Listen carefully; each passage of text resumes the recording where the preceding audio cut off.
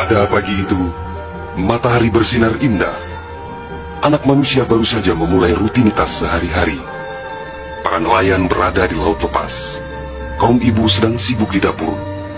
Anak-anak usia sekolah menikmati hari libur. Sebagian pemuda sedang berolahraga. Sebagian lagi bersiap-siap menuju pantai untuk rekreasi. Para buruh bangunan sedang bekerja. Suasana pasar hiruk-pikuk dengan berbagai transaksi. Burung-burung baru saja meninggalkan sarang. Tiba-tiba pukul 7:58 waktu Indonesia Barat, hari Ahad, 26 Desember 2004, bumi Serambi Mekah berguncang dahsyat. Guncangan gempa pada 8,9 skala Richter itu berlangsung puluhan menit tanpa henti. Bumi bergerak ke bawah dan ke atas, ke kiri dan ke kanan, berayun-ayun terus-menerus. Orang-orang berlari keluar rumah, berkumpul di jalan-jalan dan lapangan terbuka. Mereka seperti berada dalam tampi. Kepala terasa pusing, sehingga banyak yang terjerembab ke bumi. Suara azan Allahu Akbar berkumandang dari menara-menara masjid dan menasa. Suara zikir pun membahana di mana-mana. Jutaan mulut manusia melafazkan asma Allah dan Rasulullah secara terus-menerus. La ilaha illallah Muhammad Rasulullah.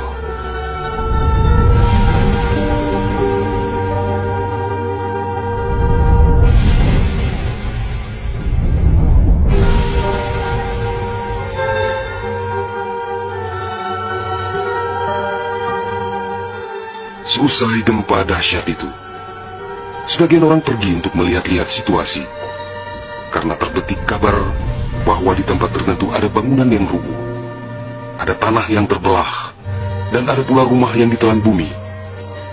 Tidak terpikirkan oleh mereka apa yang akan terjadi setelah itu. Tidak ada tanda-tanda alam yang begitu kentara. Tidak ada yang mampu menafsirkan dan menduga sebentar lagi akan terjadi bencana maha dahsyat yang meluluh lantakkan permukiman penduduk sepanjang pesisir Aceh. Tidak ada pula yang mampu menerjemahkan berbagai firasat atas pusaran nasib yang bakal menimpa tanah rencong. Juga hampir tidak ada yang memahami tanda alam, manakala air laut surut beberapa ratus meter. Orang-orang di pesisir pantai tampak asyik mengumpulkan ikan yang menggelbar-gelbar. Bahkan air sungai pun mengering, namun tidak ada yang dapat membaca tanda-tanda itu.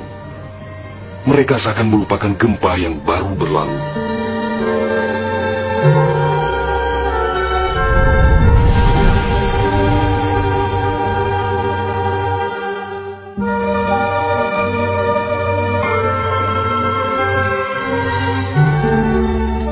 Di berbagai tempat, orang-orang sibuk memperbincangkan gempa sangat dahsyat itu yang belum pernah mereka alami. Namun tak lama kemudian orang-orang mendengar bunyi dentuman sangat keras, disusul suara gemuruh dari arah laut.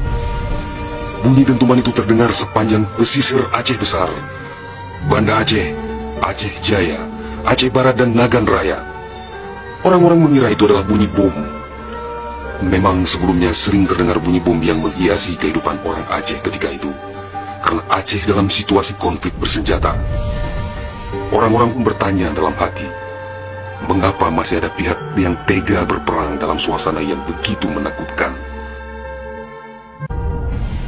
Orang-orang mengira pagi itu hanya sekedar gempa. Mereka sama sekali tidak menduga bahwa bunyi dentuman keras tersebut adalah akibat patahan lempengan bumi yang berpusat di Samudra Indonesia, sekitar 149 km sebelah selatan Calang Aceh Jaya. Dan itulah penyebab gempa. Di samping kehendak Allah pemilik alam semesta, belum sempat mereka bernafas lega akibat gempa. Dalam suasana gebalau dan kucar-kacir itu, tiba-tiba daratan diterjang air laut. Air berwarna hitam pekat itu datang sangat tiba-tiba dengan suara gemuruh yang menakutkan. Ia berlari sangat cepat, menerjang apa saja yang dilaluinya. Di tempat-tempat tertentu air mencapai ketinggian 18 meter. Bahkan ada yang mencapai 35 meter, seperti di kawasan Lukna. Dari jauh air yang beringas itu tampak bagaikan rupa naga yang menggeliat-geliat mencari mangsa.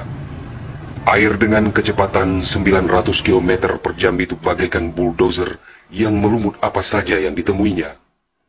Orang-orang berusaha menyelamatkan diri dengan berbagai cara. Namun hampir semua orang, hewan-hewan, benda-benda, rumah, lakbatat kaye bate, digulung air itu tanpa kecuali.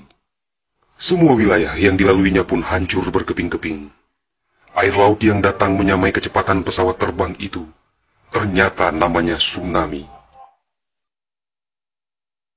Kekuatannya memang luar biasa. Kapal apung PLN yang diparkir di perairan Ulelilu, Banda Aceh, digelandang tsunami sampai 3 km ke darat. Kapal itu sekarang menjadi objek wisata tsunami. Demikian juga kapal angkut Sondalas milik PT SAI, diseretnya ke atas badan jalan negara Banda Aceh melabuh di Lokna.